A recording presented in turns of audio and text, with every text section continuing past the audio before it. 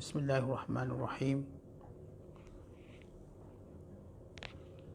الذين يأكلون الربا لا يقومون إلا كما يقوم الذي يتخبطه الشيطان من المس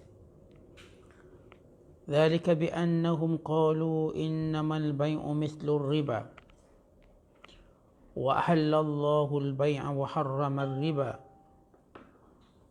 ومن جاءه موعظة من ربه فانتهى فله ما سلف وأمره إلى الله ومن عاد فأولئك أصحاب النار هم فيها خالدون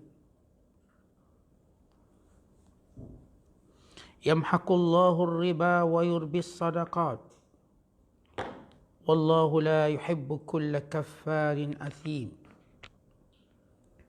إن الذين آمنوا وعملوا الصالحات وأقاموا الصلاة وآتوا الزكاة لهم أجرهم عند ربهم ولا خوف عليهم ولا هم يحزنون يا أيها الذين آمنوا اتقوا الله وذروا ما بقي من الربا إن كنتم مؤمنين فإن لم تفعلوا فأذنوا بحرب من الله ورسوله وإن تبتم فلكم رؤوس أموالكم لا تظلمون ولا تظلمون وإن كان ذو عسرة فنظرة إلى ميسرة وأن تصدقوا خير لكم إن كنتم تعلمون واتقوا يوما ترجعون فيه إلى الله ثم توفى كل نفس ما كسبت وهم لا يظلمون صدق الله العظيم. Maksudnya, orang-orang yang mengambil riba itu tidak dapat berdiri betul, melainkan seperti berdirinya orang yang dirasuk syaitan dengan terhoyong-hayang kerana sentuhan syaitan itu. Yang demikian ialah disebabkan mereka mengatakan bahawa sesungguhnya berjual beli itu sama sahaja seperti riba. Padahal Allah telah menghalalkan berjual beli, berniaga dan mengharamkan riba. Oleh itu sesiapa yang telah sampai kepadanya peringatan, larangan dari Tuhannya, lalu ia berhenti dari mengambil riba, maka apa yang telah diambilnya dahulu sebelum pengharaman itu adalah menjadi haknya. Dan perkaranya terserahlah kepada Allah. Dan sesiapa yang mengulangi lagi perbuatan mengambil riba itu, maka mereka itulah ahli neraka. Mereka kekal di dalamnya. Allah susutkan kebaikan harta yang dijalankan dengan mengambil riba. Dan ia pula mengembangkan, yakni berkat harta yang dikeluarkan sedekah-sedekah dan zakatnya. Dan Allah tidak suka kepada tiap-tiap orang yang kekal terus dalam kekufuran dan selalu melakukan dosa. Sesungguhnya orang-orang yang beriman dan beramal soleh dan mengerjakan sembahyang serta memberikan zakat, mereka beroleh pahala di sisi Tuhan mereka. Dan tidak ada kebimbangan dari berlakunya sesuatu yang tidak baik terhadap mereka. Dan mereka pula tidak akan berduka cita. Wahai orang-orang yang beriman, bertakwalah kamu kepada Allah. Dan tinggalkanlah, janganlah menuntut lagi saki-baki riba yang masih ada pada orang yang berhutang. Jika benar kamu orang-orang yang beriman. Oleh itu, kalau kamu tidak juga melakukan perintah mengenai larangan riba itu, maka ketahuilah kamu akan adanya peperangan dari Allah dan Rasulnya akibat kamu tidak menemui selamat. Akibatnya, kamu tidak menemui selamat.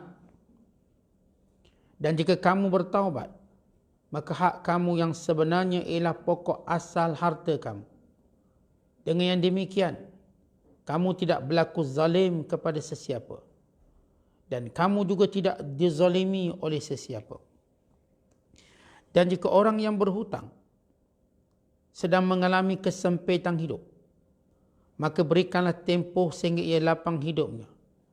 Dan sebaliknya, bahawa kamu sedekahkan hutang itu kepadanya adalah lebih baik untuk kamu, kalau kamu mengetahui pahalanya yang besar yang kamu akan dapati kelak. Dan peliharalah diri kamu dari huru-hara kiamat, yang padanya kamu akan dikembalikan kepada Allah. Kemudian akan disempurnakan balasan tiap-tiap seseorang menurut apa yang telah diusahakannya, dan mereka tidak dikurangkan balasannya sedikit pun. Masih lagi kita berada pada penafsiran suratul Baqarah, surah yang kedua dalam susunan Al-Quran, pada juzuk yang ketiga, pada ayat 275 sehinggalah ayat 281. Ayat-ayat yang kita bacakan ini mengandungi 5 perbahasan utama, yakni 5 perkara yang penting.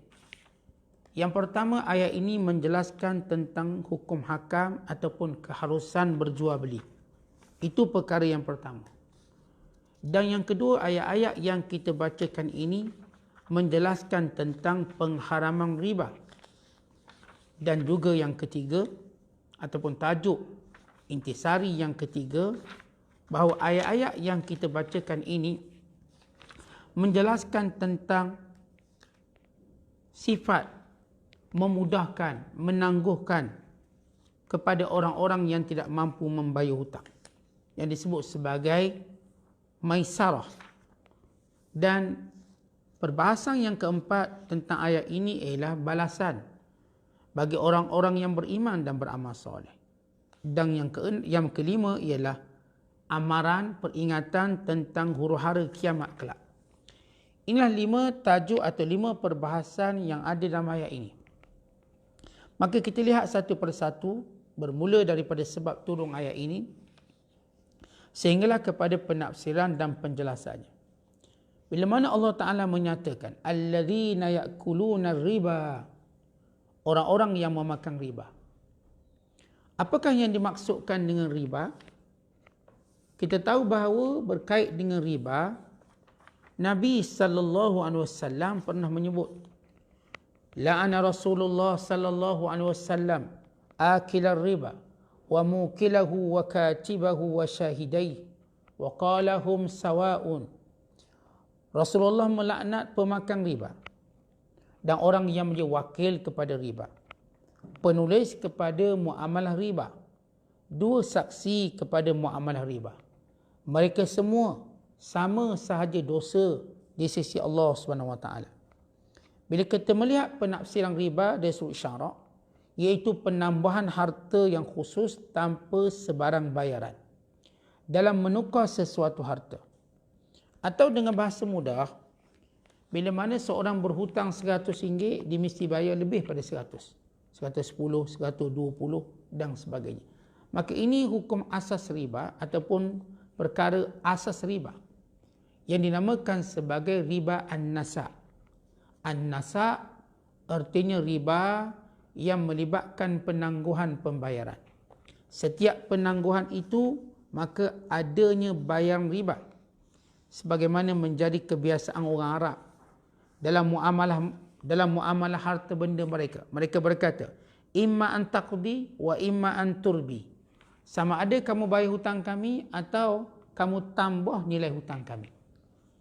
Maka ini bermulanya perkembangan riba. Sambungan kepada penafsiran kita tadi, ada sedikit masalah teknikal, insya-Allah kita dah baiki. Mudah-mudahan okey, kita dapat menafsirkan Al-Quran pada malam ini dengan baik, ataupun dapat kita katakan memberi kefahaman yang baik. Kita kembali kepada penafsiran ayat kita daripada ayat 275 sehingga ayat 281. Kita sudah jelaskan bahawa ayat ini ada 5 tajuk utama. Yang pertama ialah tentang pengharusan jual beli. Yang kedua ialah pengharaman riba. Dan yang ketiga tentang menangguhkan hutang. Yang keempat tentang amal soleh. Dan yang kelima ialah keadaan huru-hara kiamat kelak. Allah Ta'ala menyebut dalam firman-Nya, alladzina ya'kuluna riba, orang-orang yang memakan riba, la yaqumuna illa kama yaqumu alladhi yataqabbathu asyaitanu minal mas. Akhirat kelak bila dia bangkit daripada kubur, maka dia seperti orang yang dirasuk oleh syaitan. Yang dimaksudkan dengan dirasuk oleh syaitan, artinya dia bangun, dia jatuh, dia bangun, dia jatuh. Kata ulama, kerana dosa yang berat. Disebabkan mereka ini bermuamalah dengan muamalah riba. Kita dah sebut golongan yang muamalah riba ini sebagaimana disebut oleh Nabi sallallahu alaihi wasallam, la'anallahu akilar riba wa mukilahu wa katibahu wa syahidai. Hum sawa. Allah melaknat orang yang makan riba, wakil kepada transaksi riba, penulis kepada akad dan kontrak riba, dan saksi-saksi yang terlibat dengan sistem riba. Bahawa mereka ini semua dilaknat oleh Allah dan dilaknat oleh Rasulullah sallallahu alaihi wasallam. Bila kita sebut riba, maka asas riba ini ialah penangguhan bayaran hutang. Ini asas riba. Yang riba boleh berlaku dengan beberapa jenis riba yang lain seperti riba al-fadl, riba al-yad. Tetapi yang kita nak tekankan tentang riba nasa', ia kesemuanya dosa. Tapi an-nasa' yang menjadi asas kepada hukum riba. Riba nasa' ini ialah riba penangguhan hutang. Di mana seorang pinjam 100, pinjam 1000 tapi kena bayar lebih daripada itu tanpa sebab. Hanya kerana menangguhkan bayaran hutang. Dan ini menjadi suatu kebiasaan mereka bila bertemu dengan orang berhutang, mereka berkata, imma an taqdi wa imma an turbi. Sama ada kamu jelaskan hutang kami mengikut masanya, atau kalau kamu lambat, kami akan tambahkan interestnya. Maka Allah Ta'ala menyatakan, orang-orang yang memakan riba. Yang dimaksudkan makan riba di sini ialah orang-orang yang mengambil manfaat riba. Baik, kenapa sebut makan? Kenapa sebut makan? Kerana untuk menunjukkan seolah-olah orang yang mengambil riba ini macam terdesak mereka nak makan dan nak minum. Padahal mereka tidak seterdesak itu untuk melakukannya. Dan disebut dalam hadis, bila mana Nabi SAW melihat pada malam Mi'raj Nabi, orang yang berenang dalam sungai darah. Dan bila sampai ke tebing, dibaling dengan batu, lalu ditenggelam. Demikian dilakukan setiap kali. Kata ulama ataupun waktu mana Rasulullah tanya pada Jibril, siapa ini? Maka jawab Jibril, ini pemakan riba. Kata ulama, asalnya darah itu penting. Penting bila berada dalam badan. Tapi bila darah berada keluar badan, maka dia najis, kotor, busuk, hanyir. Itulah riba. Asalnya mengambil untung ini bagus. Tetapi bila untung itu diambil secara riba, maka ia hanyir, ia kotor, ia najis, ia tidak memberi manfaat. Kerana itu Allah Ta'ala menyatakan, sebab mereka ini bangkit dalam keadaan terasut ini. Dzalika bi'annahum, demikian itu kerana mereka berkata, qalu innamal bai'u mithlur riba, sesungguhnya jual beli itu seperti riba. Kata mereka, bukankah jual beli itu nak keuntungan? Ya. Dan riba juga kami nak untung. Maka kata Allah, salah, beza. Pertama, jual beli diharuskan oleh Allah. Riba diharamkan. Yang kedua, jual beli adanya pertukaran barang dan juga pertukaran manfaat. Sedangkan riba tiada pertukaran manfaat. Seorang melewatkan bayaran, maka dikenakan tambahan. Maka apakah manfaat? Maka seorang berkata, sebab saya terpaksa menunggu tempoh lama untuk dibayar hutang. Maka kita katakan bukan itu caranya. Kerana menunggu tempoh pembayaran hutang itu satu ibadat. Dan merupakan satu pahala, satu kebaikan yang Allah Ta'ala catatkan baginya. Setiap orang yang berhutang, lagi lama orang tu tak bayar, dia menunggu dia dapat pahala. Maka dia tidak perlu terdesak untuk meminta riba atau tambahan. Dan yang ketiga, kerana riba itu mewujudkan kebencian. Kita kalau dalam muamalah jual beli tak wujudkan kebencian. Tetapi kalau dalam bab riba, dia akan jadi benci. Manusia sesama manusia bergaduh, berbalah, bahkan tidak terpelihara hartanya. Kemudian Allah Ta'ala menyatakan, Wa ahallallahu al-bai' wa harrama riba. Allah telah menghalalkan jual beli, Allah mengharamkan riba. Faman ja'ahu mau'izatun min rabbih, siapa yang sudah pun sampai kepadanya peringatan daripada Tuhannya. Dengan ayat ini berarti semua orang sudah sampai peringatan dari Allah. Bahawa Allah hanya membenarkan jual beli. Nak untung boleh tapi melalui jual beli. Tetapi mengambil untung tanpa jual beli, yakni dengan mengenakan riba, adalah diharamkan dalam Islam. Maka ini bentuk riba-riba yang menyebabkan dilaknat oleh Allah dan Rasul dan menyebabkan diperangi oleh Allah. Kata Allah, "Fantaha falahu ma salaf wa amruhu ila Allah." Kalau dia berhenti daripada riba, maka cukup dia mengambil modalnya. Ambil. Kalau seorang beri pinjam RM100, dia dah janji dengan orang tu kena bayar RM150. Maka cukup dia ambil RM100, RM50 lupakan. Yang berkait dengan riba. Wa man 'ada fa ulaika ashabun nar hum fiha khalidun. Siapa yang kembali melakukan riba, maka mereka ini adalah penghuni neraka. Mereka kekal di dalamnya. Baik, kita tahu yang kekal dalam neraka ni orang kafir, bukannya orang Islam. Seolah-olah nak beritahu orang yang terlibat dengan riba seperti dia macam orang kafir. Satu. Yang kedua, kerana dah biasa riba, akhirnya dia berkata, apa salahnya riba? Maka menghalalkan yang diharamkan oleh Allah membawa pada kekufuran. Dan yang ketiga, kerana riba itu dosa. Dan setiap dosa itu boleh membawa kepada syirik kepada Allah. Maksudnya tuan-tuan sekalian, ialah, ya dosa lain, syirik lain secara umum.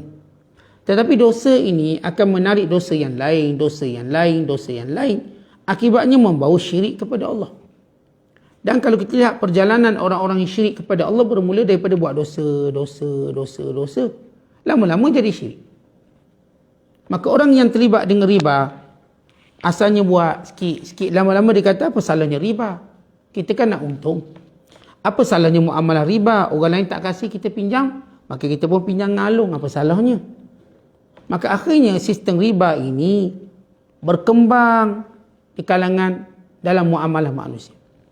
Sedangkan ia amat bahaya. Bukan sekadar ia diharamkan oleh Allah, diharamkan oleh Rasulullah SAW. Dia memporak-perandakan ekonomi masyarakat. Bayangkan semua orang berniaga dengan cara macam tu. Dengan cara berhutang, kamu tak bayar, kami tambah. Dan mereka tambah dengan cara yang luar biasa. Tuan-tuan dengar, tuan-tuan tengok cerita Along. Yang hutang RM1,400 bayar RM15,000. Yang hutang RM3,000 kena bayar RM15,000. RM20,000. Yang bayar RM100,000 akhirnya jadi RM300,000. Daripada mana mereka mengambil untung-untung itu? Kalau tidak kerana riba. Mereka menjadikan orang yang berhutang dalam kesesakan. Akhirnya tak mampu bayar. Lalu mereka tangguhkan lagi, mereka naikkan lagi interestnya. Akhirnya diperhambakan orang ni dengan pelbagai cara. Dirampas harta orang ni dengan pelbagai cara. Maka itulah kerosakannya. Kerana itu kita lihat, bila seolah-olah lawan pada riba ini sedekah. Bila ayat-ayat sebelum ini bercerita tentang sedekah untuk melawan sistem riba daripada membiak dalam masyarakat. Tetapi bila masyarakat sudah kedekut, tidak mahu bersedekah, maka sistem riba mula membiak. Umpama kalau kita tidak mahu menanam sayur-sayuran, maka lalang-lalang akan mula tumbuh.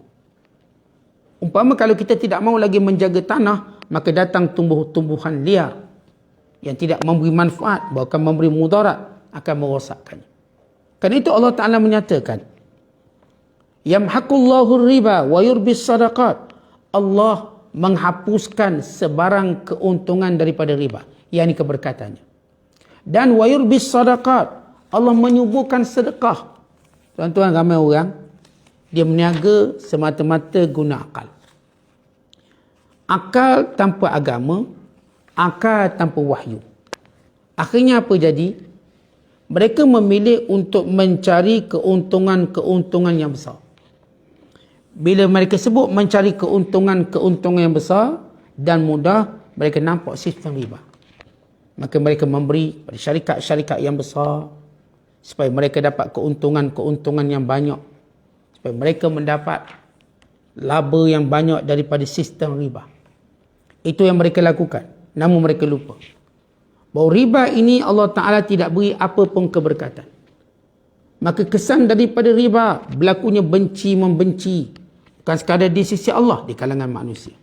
Dan setiap orang hasad sesama mereka dan akan memusnahkan harta itu sendiri. Sebab itu kita lihat bagaimana bank-bank yang mengamalkan sistem riba akhirnya boleh bankrupt dengan sedikit krisis-krisis ekonomi. Sebab ekonomi tidak bangun dengan riba. Ekonomi ini bangun dengan sedekah.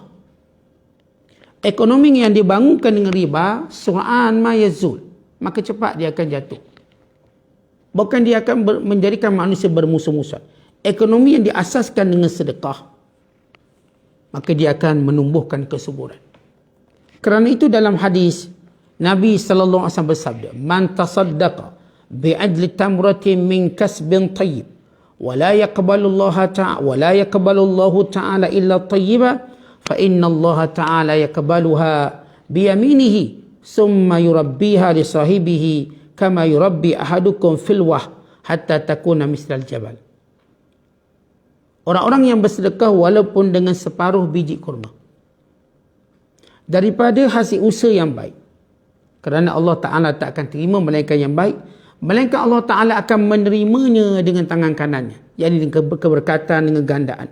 Kemudian Allah Ta'ala pelihara sedekah ini menjadi milik tuannya, sebagaimana seseorang kamu menjaga anak kurma sehingga dia menjadi membesar seperti gunung. Artinya tuan-tuan, bila mana kita bersedekah, Allah berkati harta kita. Dia umpama kita tanam benih, lalu akan bercambah, akan menjadi pohon gergasi. Tapi orang yang mengamalkan sistem riba, sebenarnya dia sedang menanam pohon yang tidak beri manfaat, yang tiada buahnya melainkan beracun, yang tiada bunganya melainkan busuk, yang tiada batangnya melainkan berduri dan tidak memberi manfaat. Sedangkan orang-orang yang mengasaskan ekonominya dengan bersedekah, melainkan mengeluarkan bunga-bunga yang wangi, buah-buahan yang bermanfaat, batang-batang pohon yang boleh berteduh. Baik, kalau kita lihat mana konsep riba dengan konsep sedekah. Tuan-tuan sekalian, bahawa memberi pinjam, maka menempuhkannya tanpa mengenakan apa-apa bayaran tambahan, itu namanya sedekah. Bersedekah masa. Dan apatah lagi kalau kita mengurangkannya, dan apatah lagi kalau kita menghalalkannya. Sebab itu selepas Allah menyebut tentang perkara yang berkait dengan riba, Allah Ta'ala menyatakan tentang innal ladzina amanu wa amilus solihat, sesungguhnya orang yang beriman dan beramal soleh, wa aqamus salata wa atawuz zakah, dan mereka ini mendirikan solat, mengeluarkan zakat, lahum ajruhum 'inda rabbihim wala khaufun 'alaihim wala hum yahzanun, bagi mereka balasan di sisi Tuhan mereka, tiada kebimbangan atas mereka, tiada juga mereka berduka cita. Baik, bila Allah menyebut tentang riba dan keberkatan daripada sedekah berlawanan dengan riba, Allah menyebut segelintir, sekelompok manusia yang benar-benar akan mematuhi perintah Allah ini. Sebab bila kita cerita untung rugi ni tuan-tuan sekalian, tak ramai orang sanggup patuh perintah Allah bila mereka kira untung secara akal mereka. Lalu Allah kata, orang yang beriman, beramal soleh, mendirikan solat, mengeluarkan zakat, maka mereka ini mendapat secara pasti pahala di sisi Tuhan mereka. Dan mereka ini tidak ada kebimbangan dan tiada kesedihan. Bukan sekadar, kalau kita sebut tadi, sedekah akan bercambah. Kemudian di sini menyebut sifat seorang mentaati perintah Allah dengan meninggalkan riba, maka dia akan menghilangkan duka citanya, ketakutannya, overthinkingnya dan semua perkara. Lihat hebatnya seorang yang benar-benar bersedia mematuhi perintah Allah. Tetapi orang-orang yang bersedia mematuhi perintah Allah ini ialah jenis kalangan orang yang benar-benar iman pada Allah. Orang-orang yang beramal soleh, orang-orang yang mendirikan solat, orang-orang yang mengeluarkan zakat. Sebab itu tuan-tuan sekalian, pemangking untuk kita kuat. Sebab setengah-setengah perintah Allah ni berat. Tetap bayangkan orang yang terlibat dengan riba, nak tinggal riba bukan senang. Orang-orang yang terlibat dengan muamalah-muamalah haram, nak tinggal bukan senang. Muamalah-muamalah yang syubhah, nak tinggal bukan mudah, nampak untung banyak. Maka Allah menyebut orang-orang yang benar, beriman kepada Allah, Orang-orang yang benar menguatkan imannya kepada Allah Subhanahu Wa Taala, lalu daripada iman ini lahirnya amal-amal soleh, dan mereka mendirikan solat. Antara contoh amal soleh terbaik iaitu mereka mendirikan solat. Kemudian mereka mengeluarkan zakat. Kemudian dengan kesempurnaan amalan tadi, iman dan beramal soleh, lalu Allah beri contoh amal soleh paling tertinggi, dirikan solat. Sebagaimana disebut dalam ayat yang lain, wala dzikrullahi akbar, mendirikan solat itu zikir terbesar. Kemudian mendirikan dan mengeluarkan zakat. Solat hubungan kita dengan Allah. Zakat hubungan kita dengan masyarakat. Kita nak untung dengan Allah, kita nak untung dengan masyarakat. Tetapi keuntungan kita berpaksikan pada wahyu dan perintah Allah. Bukan berpaksikan pada hawa nafsu dan akal semata-mata. Kerana keuntungan yang dijana dengan hawa nafsu dan akal semata-mata akan membawa kepada kerugian lebih banyak daripada keuntungan. Bukan sekadar dunia, bahkan akhirat yang pastinya. Oleh sebab itu Allah Ta'ala ingin memimpin hamba-hambanya. Ajar hamba-hambanya cara muamalah yang betul. Kemudian Allah berfirman, ya ayyuhalladzina amanu taqullah, wahai orang-orang yang beriman, bertakwalah pada Allah. Wa dharu ma baqiya minar riba in kuntum mu'minin, tinggalkan saki-baki riba sekiranya kamu benar orang-orang yang beriman. Baik, sekali lagi Allah mengajak orang beriman supaya takutkan Allah, menggandakan rasa takut pada Allah. Benar, saya dah sebut tadi tuan-tuan, bila dalam muamalah ni kita ada untung juga, atau kita perlukan juga, kita rasa apa salahnya, terpaksa, darurat atau sebagainya.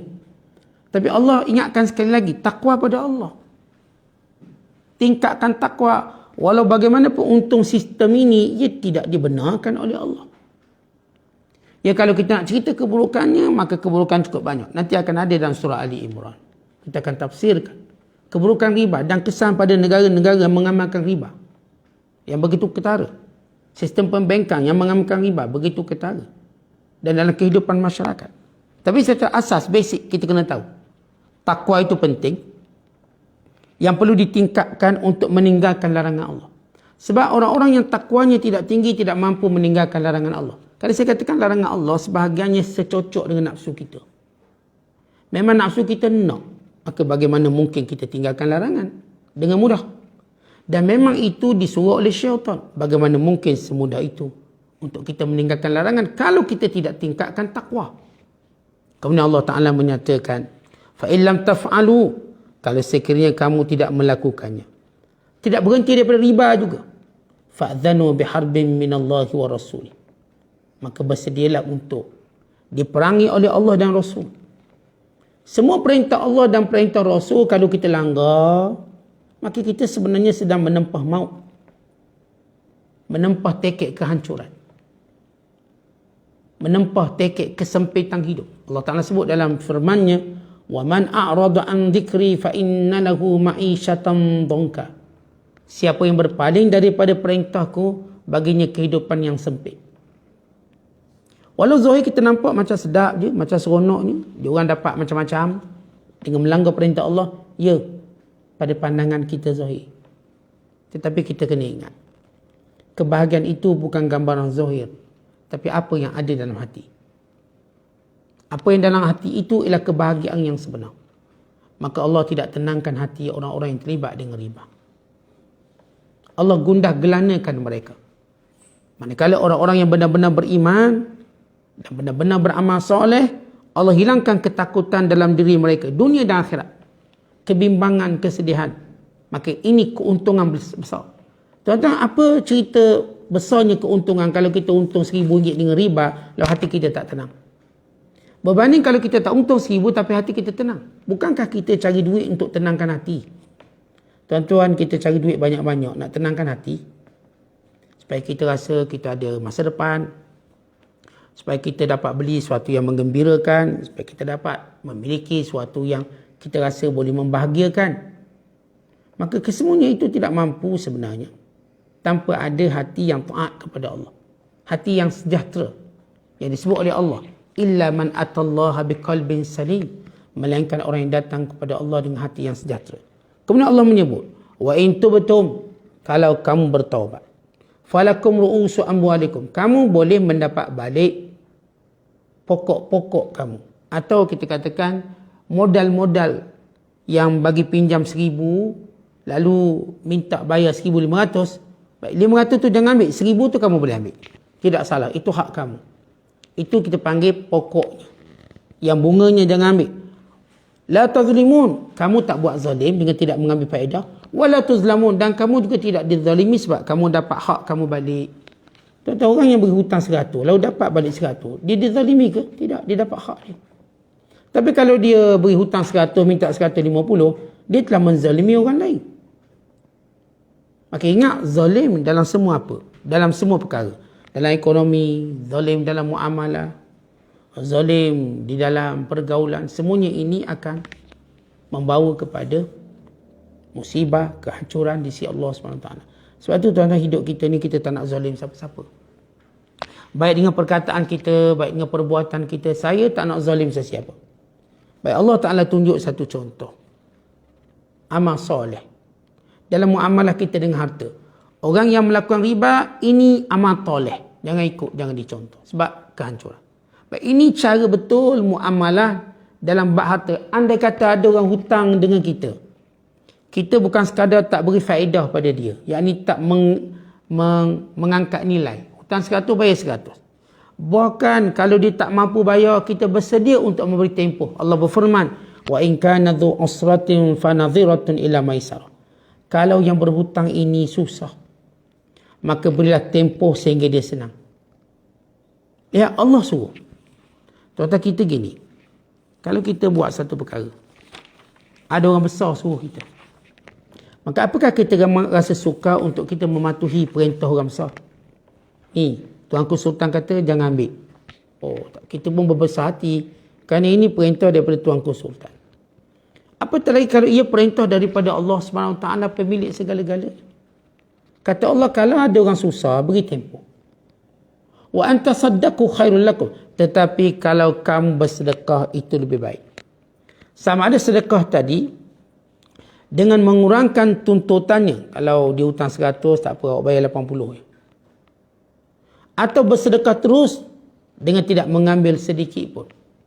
Maka kata Allah kepada kelompok dan golongan ini, khairul lakum, itulah sebenarnya paling baik untuk kamu. In kuntum ta'lamun, kalau sekiranya kamu tahu. Sebab itu disebut dalam hadis-hadis yang banyak. Ada hadis yang banyak. Bila mana tuan-tuan sekalian kita sanggup memberi tempoh. Dalam satu hadis diceritakan ada seorang lelaki yang dia ni tuan-tuan sekalian tak adalah amalan banyak. Amalannya tak banyak. Melainkan dia ada satu sifat di mana dia suka untuk memberi tempoh kepada orang yang berhutang. Bahkan sampai peringkat kalau orang tu tak mampu bayar hutang, dihalalkan. Rasulullah bersabda, "Husiba rajulun mimman kana qablakum, falam yujad lahu minal khairi syai' illa annahu kana yukhalitun nas wa kana musiran, fa kana ya'muru ghilmanahu an yatajawazu 'anil mu'sir. Qala Allah azza wa jalla nahnu ahaqqu bidzalika minhu tajawazu anhu." Maksudnya, ada seorang lelaki yang tidak punya amalan yang banyak, tetapi dia suka bergaul dengan manusia. Dan dia seorang yang kaya raya. Dan dia menyuruh kepada pekerja-pekerjanya supaya menghalalkan orang-orang yang susah. Artinya orang-orang yang berhutang dengan dia, tak mampu bayar hutang, tak apa, halalkan. Maka dia pun mati. Allah Ta'ala berfirman kepadanya, nahnu ahaqqu bidzalika min, kami lebih berhak melakukan kebaikan berbanding dia, tajawazu anhu, maka kami halalkan semua dosa mereka, dosanya. Orang ni tuan-tuan, dia tak banyak benda baik, dosa banyak. Tapi dia ada satu perangai suka menghalalkan hutang orang. Akhirnya Allah Ta'ala menghalalkan seluruh dosa-dosanya, tidak dihisap. Kalau itu disebut dalam satu hadis, man naffasa an mu'min kurbatan naffasallahu anhu kurbatan min qurabi yaumil qiyamah wa man yassara ala mu'sirin yassarahullahu alaihi fid dunya wal akhirah. Sesiapa yang melepaskan kesusahan orang beriman, satu kesusahan, Allah akan melepaskan daripadanya satu kesusahan daripada kesusahan hari kiamat kelak. Siapa yang memberi kemudahan kepada orang yang berhutang yang sukar, maka Allah mudahkan kepadanya urusan dunia dan urusan akhirat. Bukan disebut dalam hadis yang lain, siapa yang ingin doanya mustajab, maka hendaklah dia melepaskan orang-orang yang dalam kesukaran. Sabda Nabi SAW, man arada an tustajaba da'watuh wa an takshifa kurbatahu falyufarrish an mu'sirin. Siapa yang hendak doanya dimustajabkan, kesusahannya dilepaskan, maka hendaklah dia melapangkan orang yang susah dalam berhutang. Artinya tuan-tuan, kalau ada orang-orang yang berhutang dengan kita, dia susah nak bayar, kita kata tak apalah, tak payah bayar bulan depan, tahun depan pun tak apa. Lepas PKP baru bayar. Maka kata Nabi SAW, yang melakukan demikian dia dapat dua kelebihan. Pertama, doanya mustajab. Yang kedua, Allah Ta'ala turut melepaskan kesusahannya. Tuan-tuan kena ingat, setiap orang ada kesusahan masing-masing. Orang ni susahnya hutang, payah nak bayar. Orang ni susahnya anak-anak. Yang ni susahnya berkait dengan hubungan pasangan suami isteri. Yang ni susahnya beradik-beradik. Setiap kita ada susah. Jangan ingat kita senang belaka, kita ni ada susah masing-masing. Maka jangan kita tak faham keadaan diri kita. Bayangkan bila mana kita susah, apa yang kita inginkan kalau ada orang boleh tolong kita. Nah sekarang ada orang yang berkait dengan kita, dia susah dan dia berhutang dengan kita. Kenapa kita tidak boleh mudahkan dia? Tak apa, awak bayar separuh je. Tak apa, awak bayar kemudian. Tak apa, saya halalkan, saya tahu awak tak mampu bayar. Maka pahalanya besar, fadilatnya berganda-ganda. Bahkan disebut dalam satu hadis Nabi SAW, kita kalau tunggu tuan-tuan, sabda Rasulullah, man anzara mu'siran kana lahu bikulli yawmin sadaqah. Siapa yang menangguhkan hutang orang yang berhutang dengannya, setiap hari yang dia tunggu itu baginya pahala sedekah. Thumma qul bikulli yawmin mithlahu sadaqah. Apakah setiap hari sama pahala sedekahnya? Qal bikulli yawmin sadaqah ma lam yahill ad-dain fa idza anzarhu ba'da al-hil falahu bikulli yawmin mithlahu sadaqah. Bahawa setiap hari selagi mana dia tak halalkan sedekah dia, tempoh dia menunggu tadi, dia mendapat pahala sedekah sama dengan nilai duit yang dia bagi. Sehinggalah tempoh bila mana dia menghalalkan hutang tersebut. Siapa yang memberi tempohnya selepas dia halalkan hutang, maka setiap hari dia mendapat seumpamanya juga sedekah. Artinya tuan-tuan sekalian, dalam tempoh dia menunggu bayar, kita dapat pahala sedekah. Sebab itu kita tidak perlu untuk menerima riba. Kita dah dapat pahala sedekah walau dia lambat bayar. Bayangkan dia 2 tahun tak bayar, setiap hari kita dapat pahala sedekah. Kan itu saya selalu ingatkan pada tuan-tuan. Kita kalau hutang tak bayar, tuan-tuan jangan rasa rugi apa-apa. Yang ruginya ialah orang yang tak mau bayar hutang kita. Kan orang yang tak mau bayar hutang ni, tuan-tuan sekalian, ada 2 golongan. Satu, golongan yang memang tak mampu. Maka ini kita dapat pahala banyak. Satu lagi ialah golongan yang mampu tetapi tidak mau membayarnya. Yang ini kita akan mufliskan di akhirat kelak. Dan ini disebut oleh Nabi SAW, matlul ghani zulmun, menangguhkan hutang bagi orang yang mampu itu kezaliman. Bila Allah Ta'ala menyebut tentang perkara yang keempat dalam intipati penafsiran kita pada malam ini, Allah Ta'ala sebut yang last sekali, yang kelima, ahwalul yaumil qiyamah, keadaan hari kiamat. Wattaqu yawman turja'una fihi ila Allah. Takutlah kamu pada hari, yang hari kiamat. Kita semua akan kembali pada Allah. Tuan-tuan, bila cerita muamalah jual beli, muamalah hutang, muamalah riba, ingat setiap benda ini kita akan dihisap, ditanya. Kita akan mati dan kembali pada Allah. Yang ada kuasa, yang ada harta, yang ada ilmu, yang ada kekuatan, yang ada semua benda dunia, ingat, kita semua akan kembali pada Allah dan dihisap tentang perbuatan kita. Summa tuwaffa kullu nafsin ma kasabat, dan setiap diri akan mendapat balasan apa yang dilakukannya. Wa hum la yuzlamun, dalam keadaan mereka tidak dizalimi, bahkan diadili oleh Allah dengan adil. Jadi Allah tutup ayat ini berkait dengan sedekah, berkait dengan hutang, berkait jual beli, berkait dengan riba. Allah tutup ayat ini dengan berkata, ingat, semua kesudahannya kamu akan kembali pada Allah. Dan kamu akan dihisap oleh Allah. Maka tuan-tuan, tepuk dada tanya iman kita. Yang kita buat hari ini kat dunia, kita tak akan lepas pertanggungjawabannya. Kalau kita buat baik, maka baik kita dapat. Kalau kita buat sebaliknya, maka sebaliknya kita dapat. laha ma kasabat.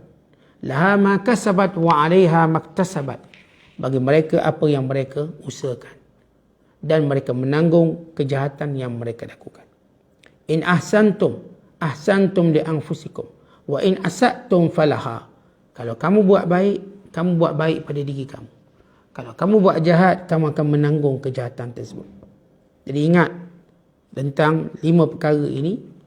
Pertama berkait dengan jual beli, perkara berkait dengan riba, perkara berkait dengan bagaimana sifat orang beriman yang perlu mempertingkatkan ketakwaannya untuk menjadi lebih kuat melakukan perintah Allah dan meninggalkan larangannya.